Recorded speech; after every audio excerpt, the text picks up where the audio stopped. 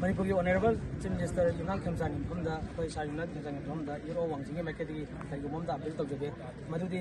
हयेंग वांगजिंग टेक्शन लेकाइदा लेबा वीडियो ऑफिस असी ऑनरेबल सीएमना संगागने तौरिबसी अखोई यूरो वांगजिंगना एक्सेप्ट तौब ngamjade maramdi कईना कांदा विक्ता डेट हौगिबा डेट अप्रैल की डेट 6 7 दा अखोई त्रोंगलाव की थोके याम लेबा थिबा तौदो असिदा थवाई अखोई थवाई लौबीग्रबा अखोई यम तमथिना हाबीग्रबा अखोई इसा अनि हाइजब तारे मदि अखोई मधु प्रोटेस्ट तौगिरिबा अखोई नाहा अहम यावना अखोई लेगिदबा असिदा अखोई हाइबा डेड बॉडी सिंगसु पगु लौदबना मरम ओरगा लेगिद्रबा अखोई लेगिद्रबा सिंगसिगी अखोई जस्टिस फंगबा मतुंगदा संगाबिनाबसु अखोई ऑनरेबल सीएम की मफमदा अखोई अपील तौजगे मरमदि अखोइनाजु यूरो वांगजिंगना अखोइना मरुइना बोयकॉट तौजबदि यानिंगदबा फोकसमदि मरमदि अतै नते हाइबा वीडियो ऑफिस असि हौगिबा था खरादा नत्रगा सही खरादा ऑलरेडी अखोई साबा लोइदुना लेरबनि अदो करी मरंगिदमक्ता हौजिक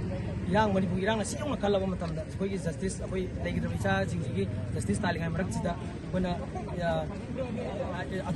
इरांग सिबु नाथैनबगिदमक्ता हाइतारे नाथैनबगी ओइबे नत्रगा हारिबा वीडियो ऑफिस हाइबसे वीडियो ऑफिस से प्रजागी वेलफेयर की दमक अखोइना साबिबिने हाइबसे अखोई खंजै तबु मतांगी खितंग चाफात तबना मरम ओरगा यारगदी अखोई ऑनरेबल सीएमना फोनना तौबियु अमदी अखोई मैना पाइबी प्रजा सेक्शन खरनजु वांजिंग पुलमंग सपोर्ट तौबी हाइबना सिंबा अखोई लाना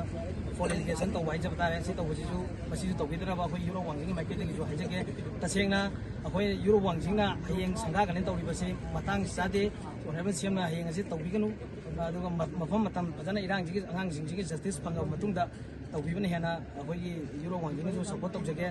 नत्रबदी हौजिक ऑनरेबल सीएमना लेबाक्सिगी असुक लुरबा तंजासिदा सोमदना मिगी इचा अनिदुगी थवाई डेड बॉडी लौदबिदा हौजिक रिम्स की मिरेन संगदा मोक्ता लेरिबि चानिदुगी थवाई हक्चांग लौद्री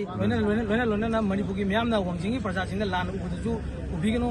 मणिपुरगी मियाम पुनमंगना कोई लेबाक्सिगी ओइबा थोइबा थोक्सिगदा हौरक्पा अखोइगी सपोर्ट अखोइगी हौरक्पा इहौ खुदिमक्ता यूरो वांजिंगना अखोइगी सपोर्ट अदुम तौजगनी यमदि तौदुना लाई हाइबा वाफमदे थमजरगा अखोइगी मैम होगी चीफ वांजिंग कोंसेन जस्टिस फंगा मतुंगदा जस्टिस फंगा मतुंगदा चीफ मिनिस्टर वांजिंग कोंसेन जस्टिस फंगा मतुंगदा